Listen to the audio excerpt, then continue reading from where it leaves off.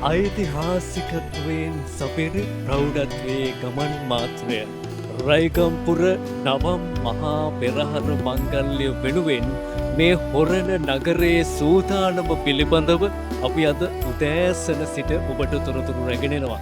ඉතින් පෙබරවාරි 14 හෙට දිනේදී තමයි මේ මහා පෙරහර මංගල්‍ය මේ සකල ලෝකවාසී ජනතාවට ශ්‍රී ලංකාවාසී ජනතාවට දැක බලාගත හැකි ආකාරයට මේ හොරණ වීදි පුරා වීදි සංචාරය කරන්නට නියමිතව තිබෙන්නේ.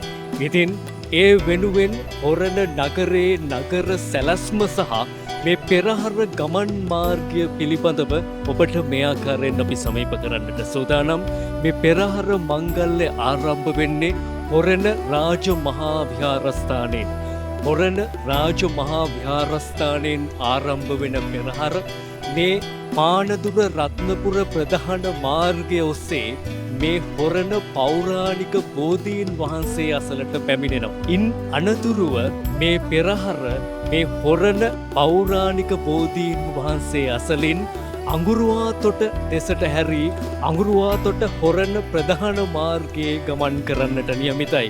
ඒ හොරණ නගර සභා ක්‍රීඩාංගණය දක්වා. හොරණ නගර සභා ක්‍රීඩාංගණය අසලින් ආර්ය විලාශ මාවතට මේ පෙරහර පිවිසෙනවා. ඉන් අනතුරුව ආර්ය විලාශ මාවත ඔස්සේ මේ පෙරහර පානදුර රත්නපුර ප්‍රධාන මාර්ගයට නැවත වතාවක් පිවිසමින් මේ ඔබට පිටුපසින් දිස්වෙන මාර්ගය ඔස්සේ නැවත වතාවක් හොරණ රාජ මහා විහාරස්ථානයට ගෙවිදීමෙන් තමයි පෙරහර අවසන් වන්නේ.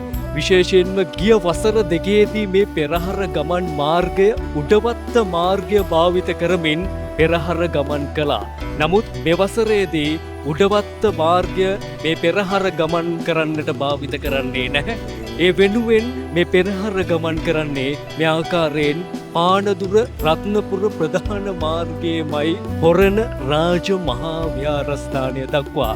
ඒ ගැන ඔබට සිහිපත් කර යුතුයි. මොකද මේ පෙරහර පිළිබඳව මේ ආකාරයේ වෙනස්කම් රාශියක් මේ වසරේ තිබෙනවා. විශේෂයෙන්ම මේ පෙරහර ගමන් මාර්ගය සම්පූර්ණයෙන්ම විදුලි ආලෝක රටා සහිතව නිර්මාණය කරන්නට ගරු වාසනා බේකර්ස් අධිපතිතුමන්ගේ උපදෙස් පරිදි කටයුතු සම්පාදනය කර තිබෙනවා. මේ වසරේ ගිය වසර දෙකටම සාපේක්ෂව මේ පොරණ පොරවරයම පෙරහර ගමන් කරන පූර්ණ මාර්ගයම මේ විදුලි ආලෝක රටා මැද වර්ණවත් කරන්නට කටයුතු සම්පාදනය කර තිබෙනවා. මෙවරත් පැතිබර අනුග්‍රාහක දායකත්වය එකතු කරන්නේ හොරණ වාසනා බේකර්ස් වගේම එහි අනුබද්ධ ආයතන වන තෙවුමනී ජෙම්ස් ආයතනය සහ වාසනා ප්ලාන්ටේෂන් ආයතන. ඉතින් මේ සියල්ලෙන් සුසැදිව හෙට දිනේදී වීදි සංචාරය කරන්නට නියමිත රයිගම් පුරවරේ මහා පෙරහර මංගල්‍ය නරඹන්නට ආදරණීය ලක්වාසී ලෝකවාසී ඔබ සියලු දෙනාට ආරාධනා කරනවා මේ හොරණ පුරවරයට පැමිණෙන්න කියලා. වාසනා ටීවී වෙනුවෙන් නැවත වතාවක් ඔබ හමුවීමේ බලාපොරොත්තුවෙන් දැනට සමුගන්නේ හොරණ නගර මැදේ සිට. ඔබටත් සදහැසිතින් ආරාධනා.